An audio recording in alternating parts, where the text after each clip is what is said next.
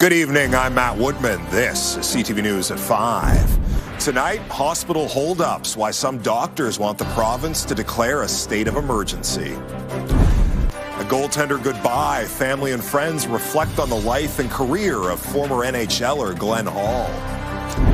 And rare rides, 2 classic cars from the 30s are moving into an Alberta museum. CTV Edmonton, local breaking news with Matt Woodman. Doctors want the province to declare a state of emergency to address the province's healthcare system. They say Albertans are being forced to wait too long to receive emergency medical care. CTV's Connor Hogg has more on what doctors want to see changed. When I was here in emergency about a month and a half, I waited 8 hours and didn't see a doctor. Robin Hinadiak is visiting the Misericordia Hospital for a short checkup today. She lives in Grand Prairie and comes to Edmonton for health care. Last year, she made the drive here when she had an infection in a jaw implant. She left without getting care. I ended up driving to Whitecourt, and I was in and out of the emergency room within half an hour. So I don't know if it's more of a big city problem. People can't get in to the hospital in a timely fashion. They're waiting 8, 10, 12 hours to be seen. And many are leaving without treatment. And if they're sick, they come back. Doctors are calling on the province to declare a state of emergency so stronger measures can be taken to bring wait times down. Right now, the only people that can help us is the Premier and the government to step up and say, absolutely, this is a problem and this is what we're going to do to address it. Park says under a state of emergency, a coordinated effort could be made to free up space, like sending patients where room is available and using surgical beds for patient overflow. Whatever it takes so that we can have a provincial response, so that we can do things that are provincial related, wide province kind of resources and response. In a statement to CTV News, the Ministry of Hospital and Surgical Health Services says Alberta is facing long wait times due to the respiratory virus season. In Edmonton, hospitals are accelerating discharges, limiting transfers, and earmarking 336 beds for the seasonal flu. Dr. Paul Parks says Alberta needs one person with authority over the system. We don't have anybody identified as the leader that would do any of those kind of things in a coordinated fashion. A coordinated response to the issue, something this patient would like to see. Alberta's hospital ministry says it will continue to monitor health system pressures closely and respond to challenges as they arise. Connor Hogg, CTV News, Edmonton. And a spokesperson for the Ministry of Primary and Preventative Health Services says calls for a public health state of emergency are misguided. A vast majority of teachers who weighed in on new mandatory testing for young students say it's not helping children get additional support. Last year, the province required teachers to conduct literacy and math screenings for all kindergarten to grade 3 students. The province also launched a survey to gather feedback. More than 3,500 people responded, most of them teachers. More than 73% say the testing does not provide information that gets students more support. The Alberta Teachers Association wants the province to make changes to help teachers and students. Alberta's education minister says it will consider tweaks, but plans to continue the mandatory testing. I do have a lot of questions for government as to why they codified these tests within Bill 6 in the fall legislature and then released their survey results around what the profession thought about these tests after the fact. Some of the feedback released in the province's report includes teachers concerned about how testing takes away from teaching, children being quizzed on skills they hadn't yet been taught, and a lack of resources for students who end up needing help. Last year, the ATA provided a similar feedback report.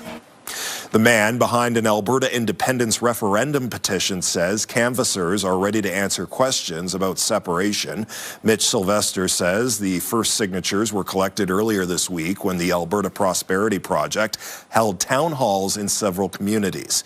He says many more town halls are planned where Albertans can ask about the logistics of separation. Sylvester says the group has already worked out a draft constitution in the case the referendum is successful. Within 2 months, we'll have a constitutional conference, and the people will get to decide how they want their government to look. And based on the Constitution, that will be prepared then. And then at that point, we'll move forward to an actual election within a year. That's the plan. But the government that's in place is going to have to make that transition smooth and going to be in charge of making that happen. Sylvester says the goal is to collect at least as many signatures as the Forever Canadian petition. More than 450,000 Albertans signed that petition in favor of Alberta staying in Canada. A section of 99th Street will remain closed until at least Saturday morning. EPCOR says on Wednesday there was a water main break near 99th Street and 60th Avenue. That prompted workers to close the street between 60th and 62nd Avenues. EPCOR says the break was repaired overnight. The road is still closed, though, so crews can install a new valve. They're coordinating with the railway company to accommodate a nearby rail crossing. EPCOR expects 99th Street to fully reopen Saturday morning. Here's a look outside from our CTV drone. Josh Clausen is away today, so CTV's Ann Liu has your forecast. Ann. Good evening. Yeah, not a bad day today. Let's take a look at our almanac right now. We saw a high of minus 1.8 degrees. The seasonal average is minus 6.5, so warmer than what we should expect. The overnight low at minus 15.9, still warmer than the seasonal average of minus 18.1. The record set back in 1986 at a balmy 8 degrees. Last year, we saw a warm 5.5 degrees, so well above the monthly average. Tomorrow morning, we'll start off the day at minus 22 for Slave Lake. Edmonton will see minus 14. Calgary at minus 12 to start off the day. Lethbridge at minus 7 degrees. Here's a look at our satellite radar imagery. That weak front moving its way towards the east. We do have a little disturbance early tomorrow morning, so there is a slight chance of seeing a flurry or two to start off your early morning commute. As you can see at 8 o'clock at minus 12. By noon, we'll see minus 8 degrees, but with the wind chill feel like minus 12. 3 o'clock, we'll see a few breaks in there, minus 5 degrees. And at 6, we'll see minus 6. But factoring in that wind chill, it'll feel like minus 10. So here's what we can expect as we head into the weekend. Saturday, mostly cloudy skies, a warm 4 degrees. We can expect that on Sunday as well, but clearer under a mix of sun and cloud. Back to you. All right, Ann, thank you. Coming up next on CTV News, the latest on a trial for a man accused in a deadly hit and run and whether it will go ahead. Friday on your morning, dating through the generations. Is Gen Z looking for something different than millennials, and is that making it harder to find a partner? We'll see you at 6. Your Morning Edmonton, weekdays. Programming brought to you by James H. Brown Injury Lawyers, the heavy hitters of injury law.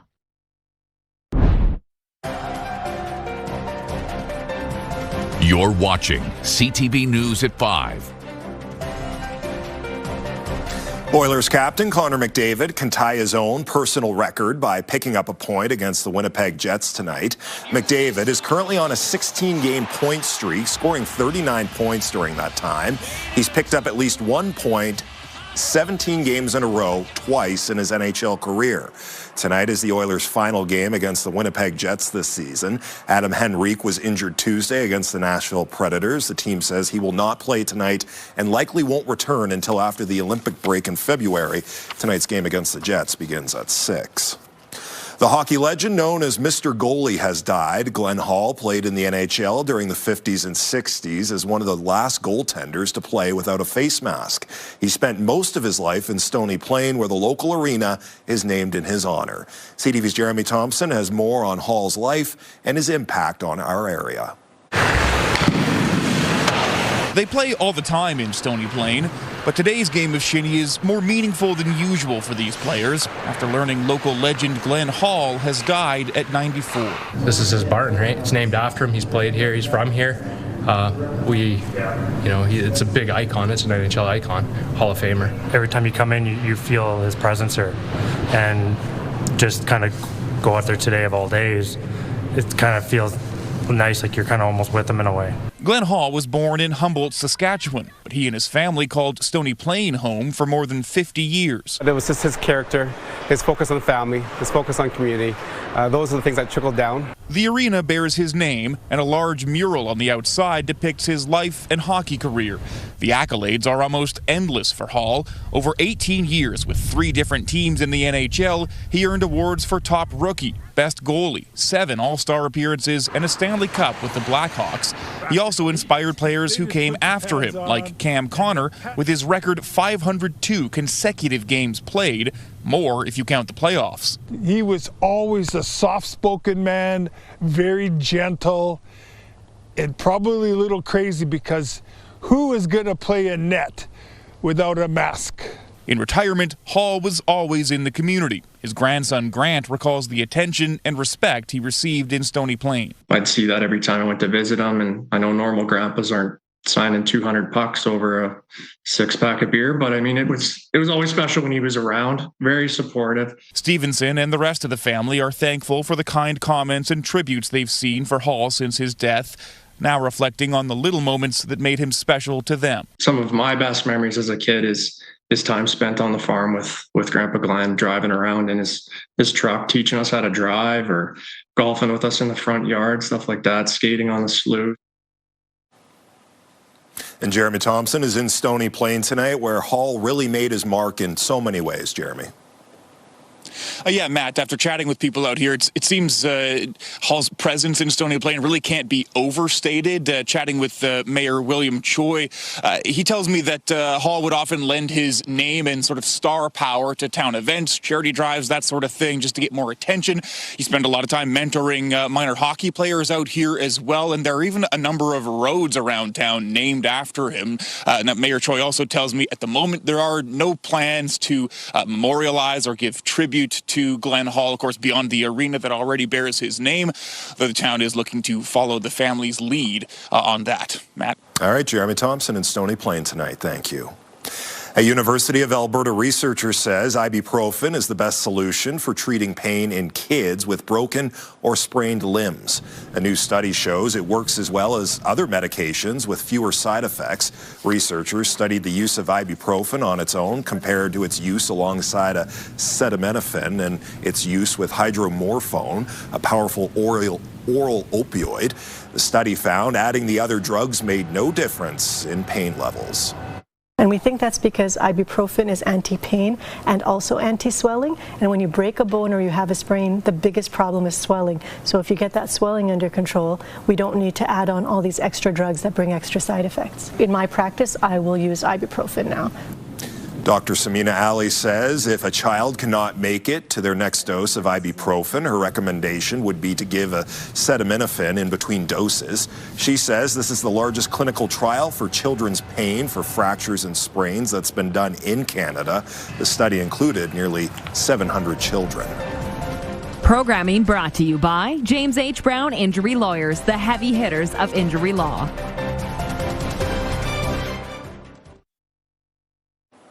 The trial for a man accused in a deadly hit and run will go ahead. This afternoon, a justice denied an application by the man's lawyer to have both Crown prosecutors removed from the case.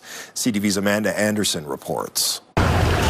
On what should have been day 4 of a trial, a justice instead heard arguments in an application to have 2 Crown prosecutors recused from the case. Lawyer Graham Rapson, who's not involved in this matter, says it's uncommon. Something that only arises in a narrow set of circumstances that we don't see very often. Peter Ashby is accused of driving a U-Haul while on the run from police that struck and killed a 45-year-old Fort Saskatchewan woman.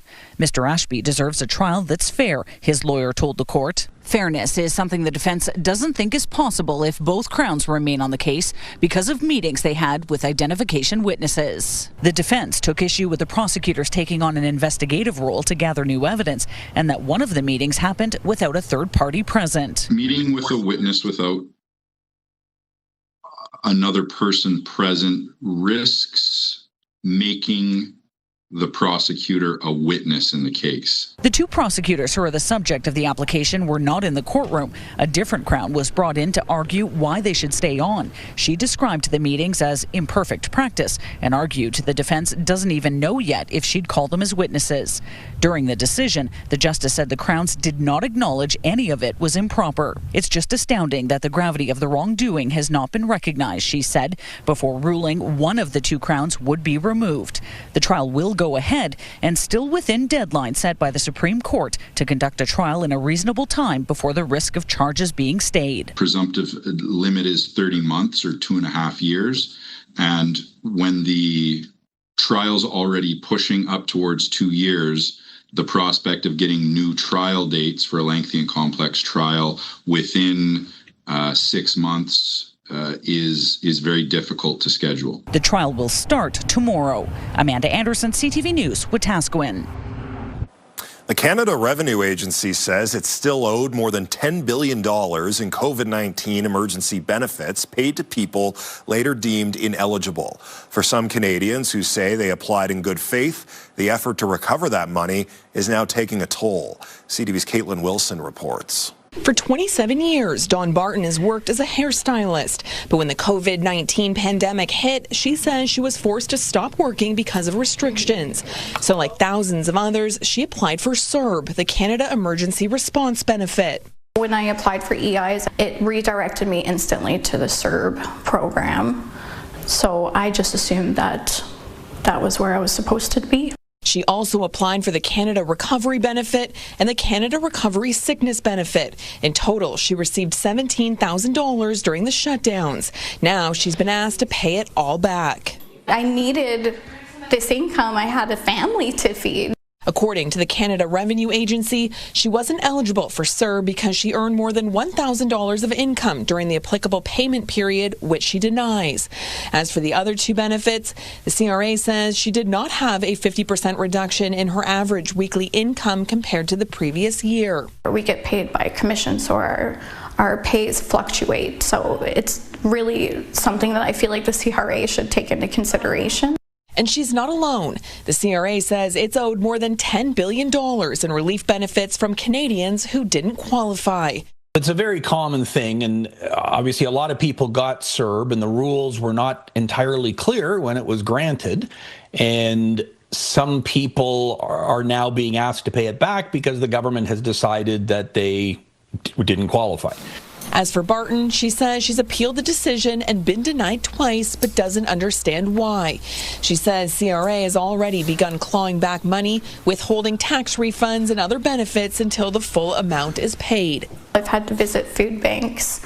I've had to ask for loans. And this amount of money, which is roughly about $7,000 they've taken from me this year alone, could have really helped keep my head above water. Two very classic cars are rolling into the Reynolds Alberta Museum.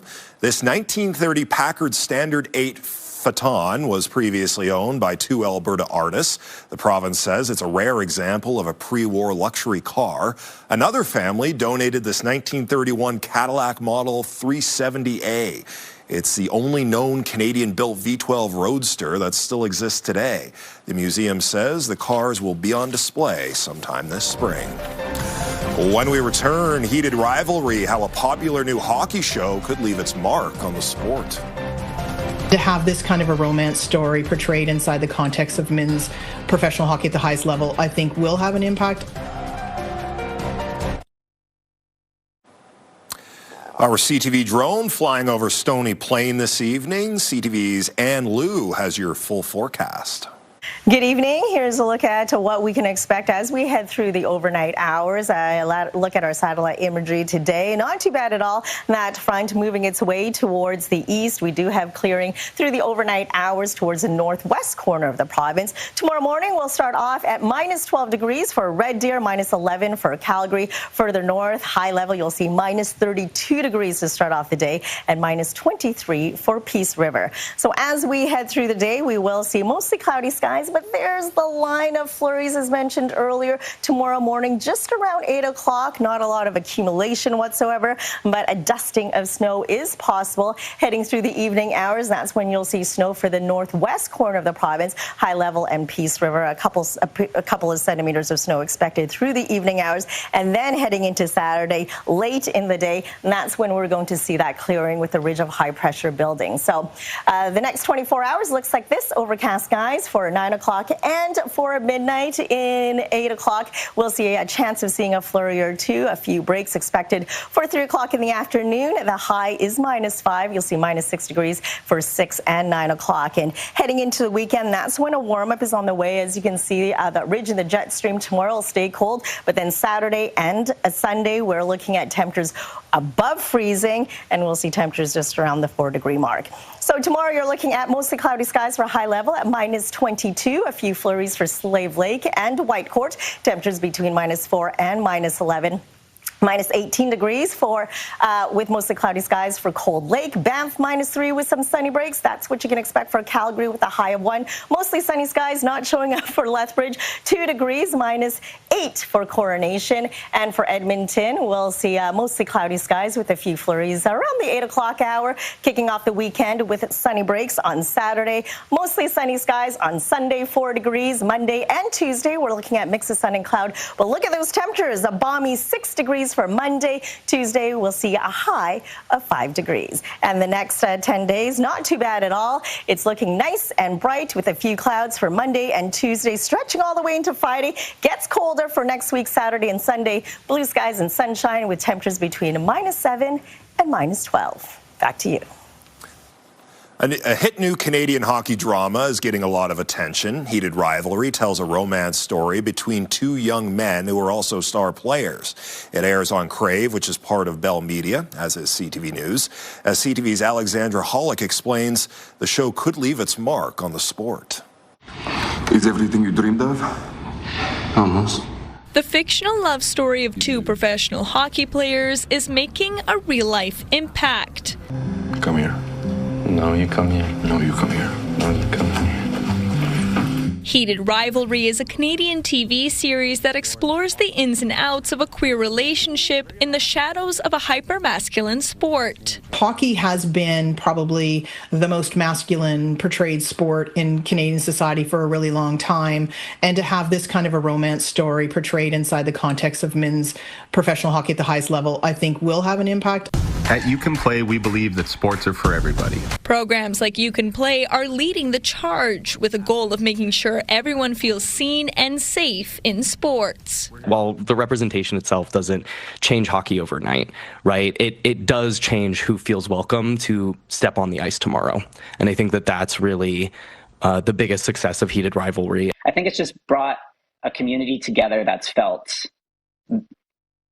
neglected. Harrison Brown stars in the series. Before he retired from professional hockey, he came out as the first openly transgender player. It was just a really validating process to be able to take place as just a man in society post my hockey career. But I think it really means a lot to LGBTQ+ fans who haven't always felt welcome by the NHL. Crave has greenlit the show for a second season, but a release date has yet to be announced. Alexandra Hollick, CTV News, Guelph. And that's our show. Thanks for watching. I'm Matt Woodman. CTV News continues right now.